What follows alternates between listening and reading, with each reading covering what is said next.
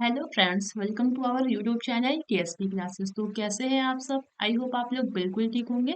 तो चलिए आज की वीडियो में हम डिस्कस करेंगे यूपी डीएलएड थर्ड सेमेस्टर का आपका चैप्टर 3 का सेकंड क्लास है ये। और सेकंड क्लास में हम जो है सॉरी फर्स्ट क्लास में हमने ये पढ़ा कि आपका दक्षता आधारित मूल्यांकन होता क्या है, ठीक।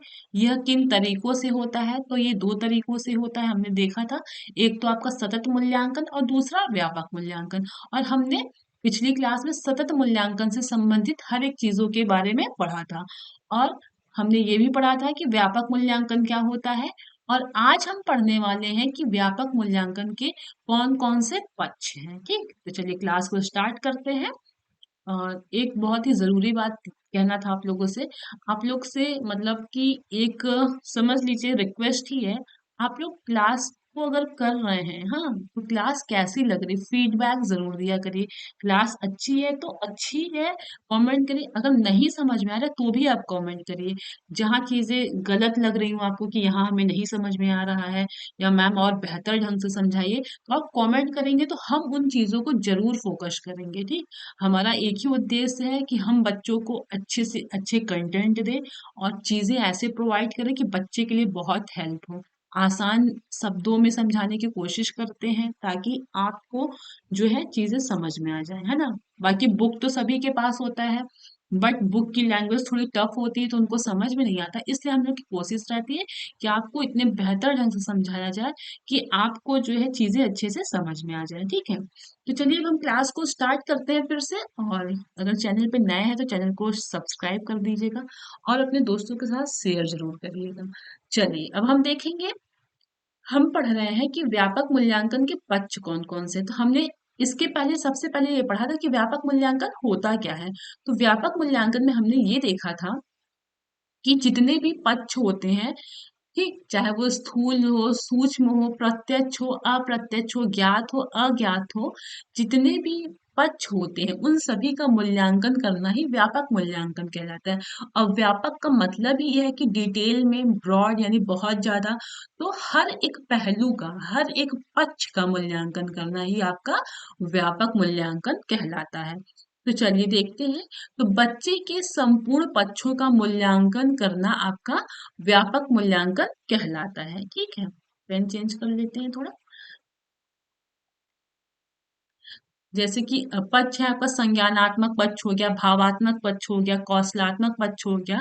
ये सब पक्ष, हर एक पक्ष का, है ना, मूल्यांकन करना ही आपका व्यापक मूल्यांकन कहलाता है। तो एक एक पक्ष को हम डिटेल में डिस्कस करते हुए चलेंगे। तो देखते हैं, पहला है आपका संज्ञानात्मक पक्ष। पहला क्या है आपका? संज्ञानात्मक पक्ष। तो देखिएगा, बच्चे में निहित ज्ञान, स्मरण, पुनः स्मरण तथा अभिज्ञान की अवधारणा को मजबूत करना संज्ञानात्मक मूल्यांकन है, जिसमें रुचि एवं चिंतन भी शामिल किए जाते हैं। संज्ञानात्मक का मतलब होता है, मान लीजिए बौद्धिक, ठीक, बुद्धि से संबंधित। तो वही कहा जा रहा है कि बच्चे के अंदर जो भी ज्ञान है, ठीक, उसके अंदर स्मरण करने की क्षमता यानी याद रखने की क्षमता, या चीजें जो भूल गया है पुनः स्मरण करने की जो क्षमता है, ठीक, इन सभी चीजों को क्या करना, मजबूत करना ही आपका संज्ञानात्मक मूल्यांकन है, ठीक। इसमें आपके संज्ञानात्मक मूल्यांकन में बच्चे की रुचि, बच्चा कैसा चिंतन कर रहा है, ये सब सारी चीजें आपके संज्ञानात्मक पक्ष में शामिल है, ठीक। संज्ञानात्मक का मतलब आप ऐसे समझ लीजिए कि बौद्धिक पक्ष। अब बुद्धि है तो बुद्धि में क्या होगा, आपका ज्ञान होगा। बुद्धि अच्छी होगी तो आपकी स्मरण करने की क्षमता भी अच्छी होगी, है ना। बुद्धि होगा तो आप रुचि लेंगे, बुद्धि होगा तो आप चिंतन करेंगे, ठीक। तो ये बस मैं आपको याद रखने के लिए बस बता रही हूँ, बाकी आप अपने तरीके से समझेंगे तो अच्छे से ही समझ में आएगा। फिर से देखते हैं, संज्ञानात्मक पक्ष में समझ लीजिए बुद्धि, ठीक। तो बच्चे में जो ज्ञान है, ठीक, निहित ज्ञान यानी बच्चे के अंदर जो ज्ञान है, याद रखने की क्षमता यानी स्मरण करने की क्षमता, ठीक, रुचि, चिंतन, इन सब चीजों को और मजबूत करना ही आपका संज्ञानात्मक मूल्यांकन होता है। ठीक, दूसरा है आपका भावात्मक पक्ष यानी इमोशन। इसमें बच्चों का इमोशन जुड़ा है, इमोशन को अच्छा बेहतर बनाना। ठीक, इमोशन का मूल्यांकन करके उसको और बेहतर बनाना। तो बच्चों में निहित भाव पक्ष यानी बच्चे के अंदर जो भी इमोशन है, दया यानी दया मनी सॉरी मर्सी, करुणा, पुनर्वास की इच्छा, सत्यनिष्ठा, श्रद्धा, भाव यानी भावात्मक इमोशन से जुड़े जितनी भी चीजें हैं, चाहे वो किसी को देख के दया आ रही हो या किसी को कोई भी मतलब सत्यनिष्ठ सच बोलने का जो भी है या भगवान के प्रति कोई श्रद्धा है, जितनी भी चीजें इमोशन से जुड़ी होंगी उनका मूल्यांकन करके उन सब चीजों को और स्ट्रांग बनाया जाता है। ठीक, फिर से देखते हैं भावात्मक पक्ष। बच्चों में निहित भाव पक्ष दया, करुणा, पुनर्वास की इच्छा, सत्यनिष्ठा, श्रद्धा, भाव आदि का मूल्यांकन किया जाता है। ठीक, अगला है आपका कौशलात्मक पक्ष। ठीक, बच्चे में निहित कार्य कुशलता, कार्य करने की क्षमता, ठीक, श्रम के प्रति निष्ठा तथा रचनात्मक एवं क्रियात्मक पक्ष का मूल्यांकन किया जाता है। यानी कौशलात्मक पक्ष में क्या होता है कि बच्चे में कार्य करने की क्या कुशलता है, ठीक, बच्चा किस चीज में निपुण है, ठीक, बच्चा की कार्य करने की क्षमता क्या है, ठीक, वो जो श्रम कर रहा है वो किस प्रकार से कर रहा है, कितनी वह लगन के साथ कर रहा है। ठीक, बच्चे में जो रचनात्मक यानी बच्चा जो है कौन कौन सी रचना वाले कार्य कर पा रहा है, ठीक, उसकी जो एक्टिविटी के पक्ष है, क्रियात्मक पक्ष है, इन सभी चीजों का मूल्यांकन किया जाता है। आई बात समझ में? फिर से देखते हैं कौशलात्मक पक्ष। बच्चे में निहित जो भी कार्य कुशलता है, ठीक, यानी कार्य करने की जो कुशलता है या फिर कार्य करने की जो भी क्षमता है, ठीक, श्रम के प्रति क्या क्या मतलब निष्ठा है, वह कैसे किस कार्य को कर रहा है, रचनात्मक कार्य कैसे कर रहा है, ठीक, क्रियात्मक पक्ष क्या क्या है, तो ये सब चीजें जो है मूल्यांकन के द्वारा आपका पता किया जा सकता है। ठीक है, चलिए आगे देखते हैं। बच्चे के अधिगम को प्रभावित करने वाले कारक सॉरी करने वाले प्रत्येक कारक के मूल्यांकन के लिए ही व्यापक मूल्यांकन आवश्यक है। ठीक, बच्चे के अधिगम को प्रभावित करने वाले प्रत्येक कारक के मूल्यांकन के लिए ही व्यापक मूल्यांकन आवश्यक है। अब ये समझिएगा, अब बच्चे की अधिगम को जो प्रभावित करने वाले कारक हैं वो बहुत ही ज्यादा है ना। जब बहुत ज्यादा है तो उसके मूल्यांकन के लिए क्या होगा, व्यापक मूल्यांकन की आवश्यकता पड़ेगी। वही कहा जा रहा है कि बच्चे के अधिगम को जो भी कारक प्रभावित करते हैं उनका मूल्यांकन करना ही आपका क्या है, व्यापक मूल्यांकन है। और बच्चे के अधिगम को प्रभावित करने वाले जो कारक हैं उन सब का मूल्यांकन के लिए आपकी व्यापक मूल्यांकन की आवश्यकता होती है। बच्चे के केवल मानसिक विकास का मूल्यांकन करके उसके व्यक्तित्व के सभी पक्षों का पता लगाते हैं। यानी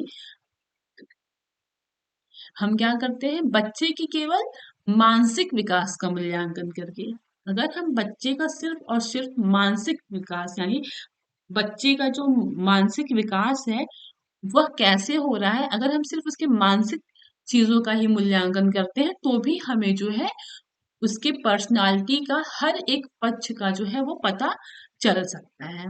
सिर्फ और सिर्फ मानसिक विकास का ही मूल्यांकन करके हम उसके होल पर्सनालिटी का जो है पता कर सकते हैं। चलिए आगे देखते हैं। सतत व व्यापक मूल्यांकन के लिए रणनीतियों का निर्धारण एवं उसका क्रियान्वयन।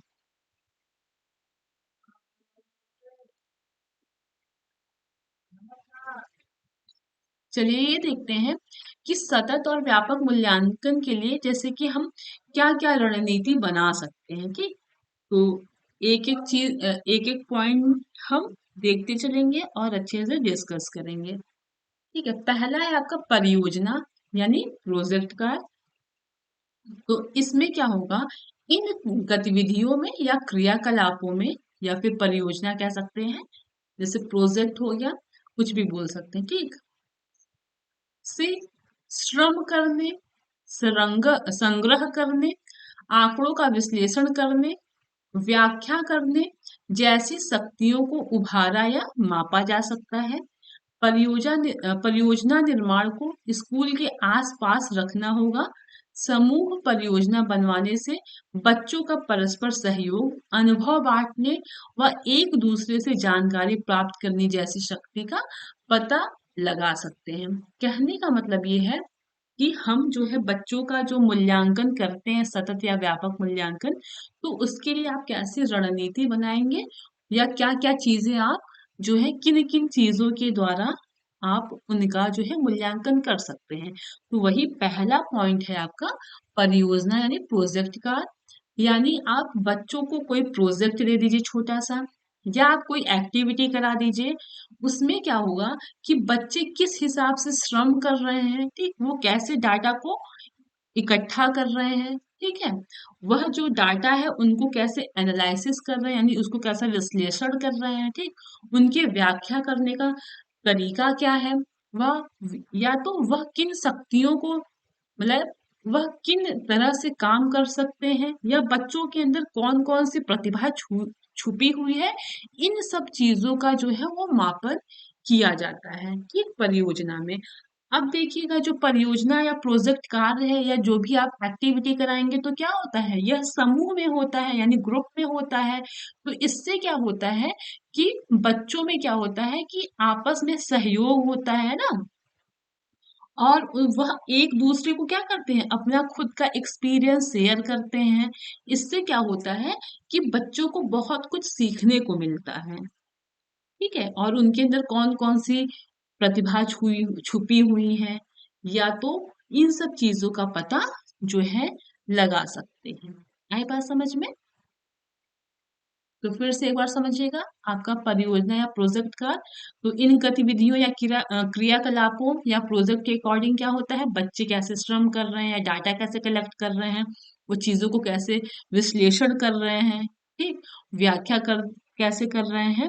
तो इन सब चीजों को क्या किया जा सकता है, मूल्यांकन किया जाता है, ठीक। और एक चीज ये ध्यान रखना चाहिए, जो भी ये आप एक्टिविटी या प्रोजेक्ट दे रहे हैं, वो टीचर को खासकर ये बात ध्यान में रखना चाहिए कि ये चीजें स्कूल में हो या फिर स्कूल के आसपास में ही हो, ठीक। और एक चीज ये भी होता है, जब आप ग्रुप में कोई परियोजना वर्क करवाते हैं तो उसमें क्या होता है कि बच्चे जो हैं एक दूसरे का हेल्प करते हैं, है ना, अपना अपना एक्सपीरियंस शेयर करते हैं। इससे जिससे क्या होता है कि उनको एक दूसरे के बारे में क्या होता है, जानकारी प्राप्त होती है, और इनसे क्या होता है कि उन लोग को बहुत कुछ सीखने को मिलता है। आगे बात समझ में? तो मेन इसमें यही है कि कोई भी बच्चों को प्रोजेक्ट दे दिया जाता है और वहां से बच्चे का मूल्यांकन किया जाता है कि बच्चा किस प्रकार से उस प्रोजेक्ट को कर रहा है ना, किस कितने श्रम से कर रहा है, कैसे किस डाटा को यूज कर रहा है, कैसे व्याख्या कर रहा है, हर एक चीज को वहां से जो है मूल्यांकन उनका किया जाता है। अब हम दूसरा देखते हैं प्रदत्त कार्य, ठीक है, प्रदत्त कार्य देखते हैं। तो बच्चों की दक्षता का पता लगाने के लिए विभिन्न विभिन्न विषयों की अनेक प्रकार की शैक्षिक अभ्यास कार्य कराए जाते हैं। इससे बच्चों की रचनात्मकता अधिगम की उपलब्धि, विश्लेषण चर्चा, विचार प्रक्रिया व्यक्त करने की क्रियाओं का आकलन कर सकते हैं। यानी प्रदत्त कार्य क्या होता है कि बच्चों की दक्षता पता लगाने के लिए हर एक विषय का एक शैक्षिक अभ्यास कार्य कराया जाता है। यानी हर एक सब्जेक्ट का जो है वो क्या कराया जाता है, अभ्यास कार्य कराया जाता है, जिसमें क्या होता है कि बच्चों की अधिगम में क्या रचना है, ठीक, उनके उस सब्जेक्ट से संबंधित क्या विचार है, इन सब चीजों का आकलन किया जाता है। अगला है आपका छात्र प्रोफाइल।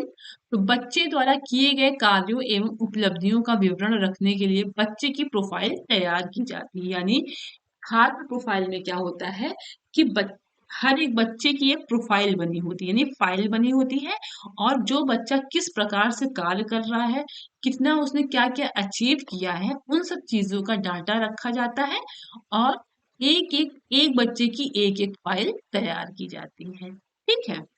चलिए आगे देखते हैं। युग्म मूल्यांकन, लड़के लड़कियां आपस में एक दूसरे का सफलतापूर्वक मूल्यांकन कर सकते हैं।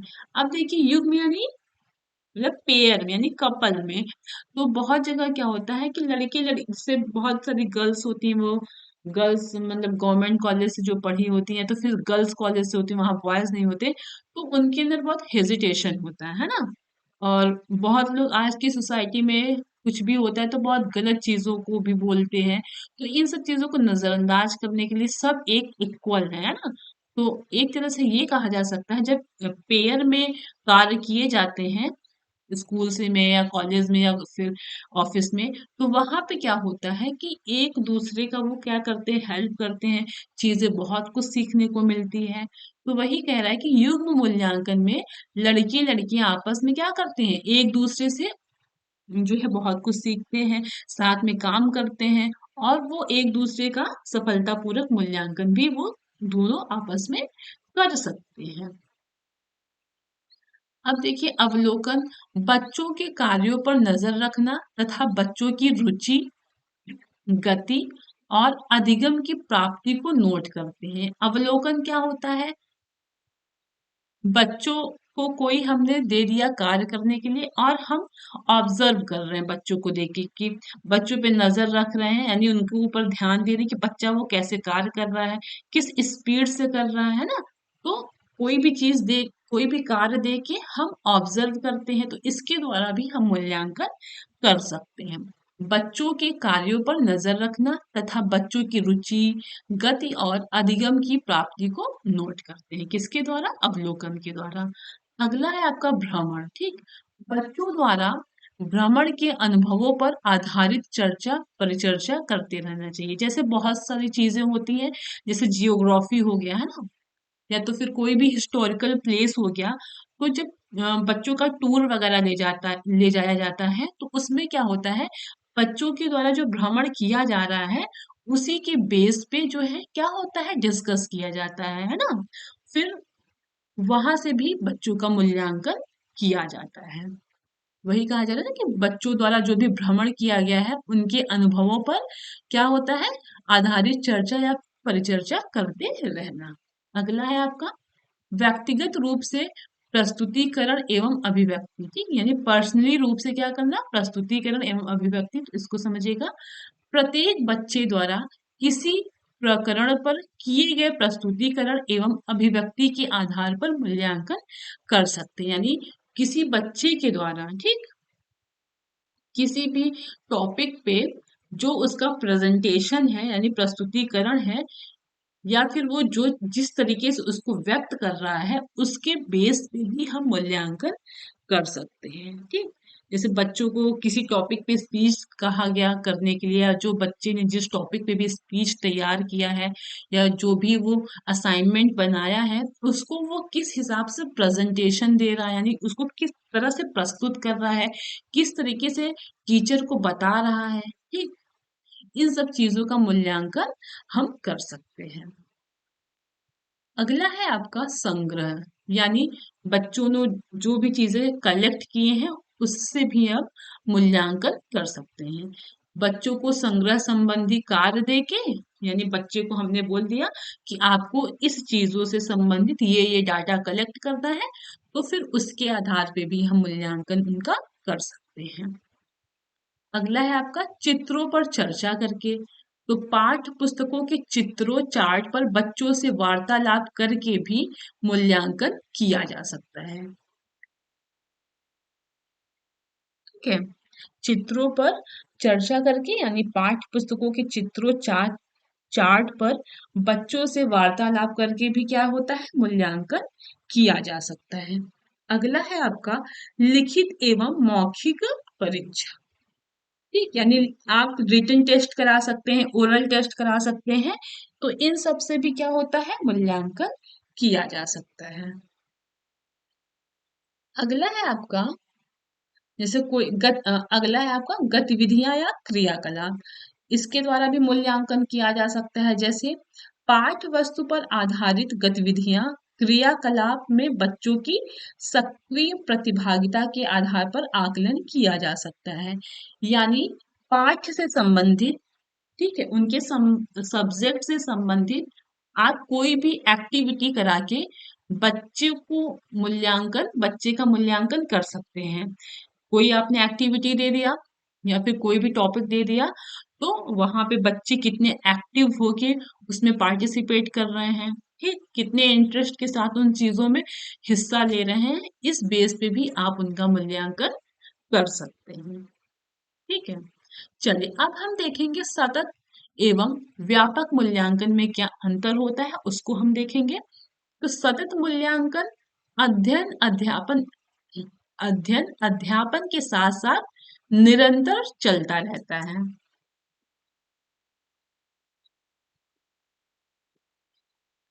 आपका जो सतत मूल्यांकन है वो अध्ययन अध्यापन के साथ, यानी आप उन बच्चों को पढ़ाते भी रहते हैं और उनका मूल्यांकन भी करते रहते हैं। किस पे? सतत मूल्यांकन में, है ना। सतत मूल्यांकन में क्या होता है, अध्ययन अध्यापन के साथ साथ जो है मूल्यांकन निरंतर चलता रहता है। लेकिन आपके व्यापक मूल्यांकन में क्या होता है, बच्चे के जितने भी विकास के पक्ष हैं, चाहे वो संज्ञानात्मक हो, भावात्मक हो, कौशलात्मक हो या व्यवहारात्मक हो, उन सभी का मूल्यांकन आपका व्यापक मूल्यांकन होता है। आई बात समझ में? सतत मूल्यांकन क्या होता है कि अध्ययन अध्यापन के साथ साथ आपका सतत मूल्यांकन निरंतर चलता रहता है। लेकिन व्यापक मूल्यांकन में क्या होता है कि बच्चे के विकास के जितने भी पक्ष हैं, चाहे वो संज्ञानात्मक हो, चाहे वो भावात्मक हो, चाहे वो कौशलात्मक हो, चाहे वो व्यवहारात्मक हो, हर एक पक्षों का जो मूल्यांकन किया जाता है वो आपका व्यापक मूल्यांकन होता है। आगे बात समझ में? अब ये देख लेते हैं कि सतत और व्यापक मूल्यांकन की आवश्यकता क्यों पड़ी और इनका महत्व क्या है। तो चलिए देखते हैं। पहला है आपका बच्चों को नियमित और समयबद्ध करने के लिए, यानी बच्चों को रेगुलर करने के लिए। अब ये नहीं कि सिर्फ स्कूल आने के लिए, सॉरी, यानी सिर्फ ये नहीं कि बच्चों को सिर्फ नियमित स्कूल आने के लिए ही, बच्चों को डिसिप्लिन मिल जाने के लिए, यानी अनुशासन मिल जाने के लिए, हर चीज में उनको रेगुलर करना, समयबद्ध, यानी समयबद्ध यानी उनको सिर्फ जो ये नहीं कि उनको वर्ड नहीं याद आ रहा है, मतलब कि बांध के रखना की बात नहीं कहा जा रहा है, यानी उनको समय कितना कीमती है, कितना महत्वपूर्ण है आज के टाइम में, उन सब चीज को बताना, जिससे क्या हो कि बच्चे जो हैं अपने समय का सही तरह से यूटिलाइज करें अपने टाइम को, ना कि दूसरी चीजों में बर्बाद करें, है ना। तो वही कहा जा रहा है कि बच्चों को रेगुलर यानी नियमित और समयबद्ध करने के लिए, ठीक है। दूसरा है आपका बच्चों के गृह कार्य और कक्षा कार्य का मूल्यांकन करने के लिए, बच्चों को जो HW दिया जा रहा है, यानी जो घर का कार्य दिया जा रहा है उनका, और जो कक्षा कार्य कराया जा रहा है, इन सब चीजों का मूल्यांकन करने के लिए, ठीक है। अगला है आपका बच्चों की कठिनाइयों का निदान करने के लिए, यानी मूल्यांकन के द्वारा हम पता करेंगे कि बच्चे की क्या क्या कठिनाई आ रही, फिर उनका निदान यानी उस कठिनाइयों को हल करेंगे या उन कठिनाइयों को दूर करेंगे, ठीक है। अगला है आपका बच्चों को तनाव मुक्त रखने के लिए, बच्चों को बिल्कुल टेंशन फ्री रखने के लिए, ठीक है।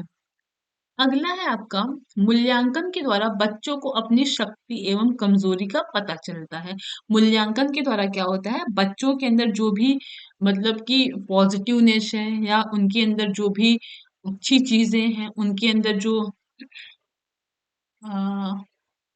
पावर तो नहीं कह सकते, पावर का मतलब ये है कि वह किस चीज में बहुत ज्यादा अच्छे हैं इसका पता चलता है, और वह किस चीज में कमजोर है उसका पता चलता है मूल्यांकन के द्वारा, ठीक है। अब देखिए, आपको मैंने अभी ऊपर बताया था कि जो सतत और व्यापक मूल्यांकन है, इसका आरंभ आपका कौन किया था, CBSE ने किया था, ठीक, CBSE बोर्ड ने किया था। और कब किया था, 2009 में किया था, ठीक। क्वेश्चन ऐसे पूछा है कि चर क्या है, तो चर आपका सतत और असतत है, ठीक। अगला है मूल्यांकन के अंतर्गत आते हैं, तो मूल्यांकन के अंतर्गत आपका शिक्षक का मूल्यांकन होता है, संस्थागत यानी स्कूल कोचिंग्स का मूल्यांकन होता है और बच्चे का भी मूल्यांकन होता है। आई बात समझ में? तो आज हमने चैप्टर 3 जो है वो फिनिश किया है। आपका जो चैप्टर 3 है वो आज आपका फिनिश हुआ है। अब हम कल की क्लास में आपकी चैप्टर 4 स्टार्ट करेंगे। ठीक है, तो क्लास कैसी लग रही है हमें कमेंट करके जरूर बताइएगा। और मैं बार बार आप लोग से रिक्वेस्ट कर रही हूँ कि क्लास अच्छी भी लग रही हो तो भी कमेंट करिए, नहीं समझ में आ रहा तो भी कमेंट करिए। हमें फीडबैक मिलेगा कि हमें मेहनत करने की कहाँ जरूरत है और बच्चों को और कितने बेहतर ढंग से पढ़ाया जाए। ठीक है, एक तरह से यह कर लीजिए कि आप अपने शिक्षक का मूल्यांकन करिए। ठीक है, अब मूल्यांकन हम पढ़ ही रहे तो अब हम लोग जो क्लास आपको प्रोवाइड कर रहे हैं, आप उसका मूल्यांकन करिए, यानी आप शिक्षक का मूल्यांकन करिए। हम बच्चों का मूल्यांकन करते हैं और आप बच्चे लोग हमारा यानी शिक्षक का मूल्यांकन करिए। ठीक है, तो चलिए क्लास को यही एंड करते हैं, मिलते हैं अगली क्लास में। और मूल्यांकन करके हमें फीडबैक जरूर दीजिएगा कि हाँ क्लास अच्छी लग रही है, खराब लग रही है, ये नहीं समझ में आ रहा, वो नहीं समझ में आ रहा है, चीजें हमसे शेयर जरूर करिएगा।